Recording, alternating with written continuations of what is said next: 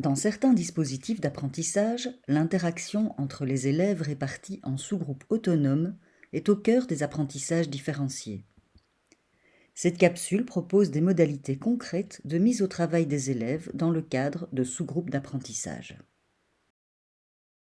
Ces interactions en sous-groupe sont au cœur des cercles de lecture lors desquels les élèves débattent de leur compréhension d'un récit, ou encore des ateliers de négociation graphique lors desquels les élèves négocient les graphies d'un texte dicté. Afin que la mise au travail en sous-groupe, généralement de 4 élèves répartis en îlots, donne lieu à une réelle dynamique d'apprentissage, les interactions gagneront à être cadrées par l'attribution de rôles précis qui garantissent l'implication de chacun. On désignera donc un animateur chargé de veiller au bon déroulement de la discussion, un secrétaire chargé de compléter la feuille de discussion, un gardien du temps et du matériel ainsi qu'un porte-parole. Ces rôles peuvent être matérialisés par un badge ou une fiche ou tout autre support qui explicite de manière précise et détaillée le cahier des charges lié au rôle et aux objectifs d'apprentissage des interactions. Par exemple, en lien avec les supports propres au cercle de lecture, en particulier la charte de discussion et la feuille de discussion destinée à en synthétiser le résultat, l'élève animateur attribue les tours de parole en veillant à ce que chacun s'exprime, il incite à utiliser le carnet d'impression et à recourir au texte, et il résume ce qui a été dit sur le sujet avant d'en changer.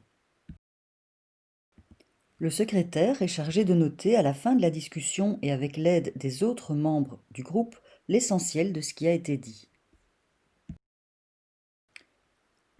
Le maître du temps et du matériel se charge de distribuer le matériel et de le rassembler à la fin de la séance, de signaler 5 minutes avant la fin du temps imparti qu'il est l'heure de compléter la feuille de discussion et d'appeler l'enseignant si le groupe a terminé sa réflexion avant la fin du temps imparti.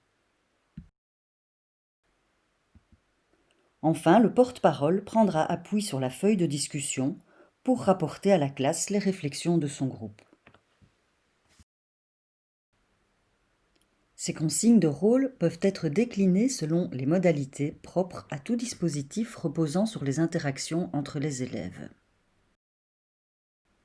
Ainsi, dans le cadre d'ateliers de négociation graphique, l'animateur invite chacun à faire part de ses graphies et à les justifier, et conclut chaque négociation en reformulant la justification adoptée.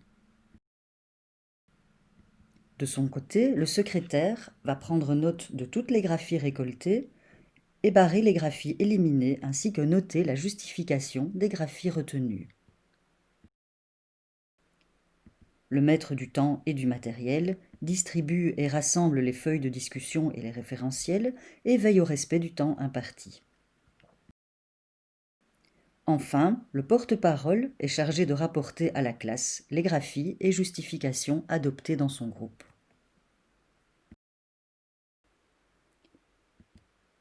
Ces rôles permettent d'exploiter l'hétérogénéité des profils d'apprentissage. Dans un premier temps, ils peuvent être attribués selon le degré d'expertise ou d'aisance des élèves. Animateur et porte-parole aux plus experts ou extravertis, secrétaire et gardien du temps et du matériel aux plus discrets. Mais il est important qu'au fil des ateliers, les élèves soient amenés à s'approprier successivement les différents rôles.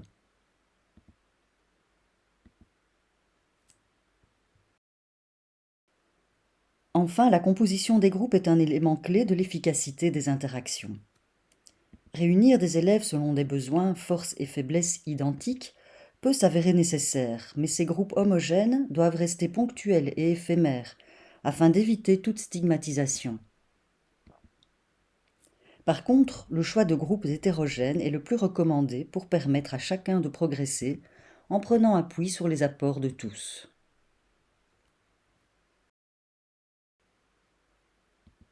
Cadrées de la sorte par des rôles interactionnels spécifiques et précis, les interactions en sous-groupes autonomes constituent un modelage et un étayage par les pairs qui rendent les processus et raisonnements plus accessibles aux élèves en difficulté.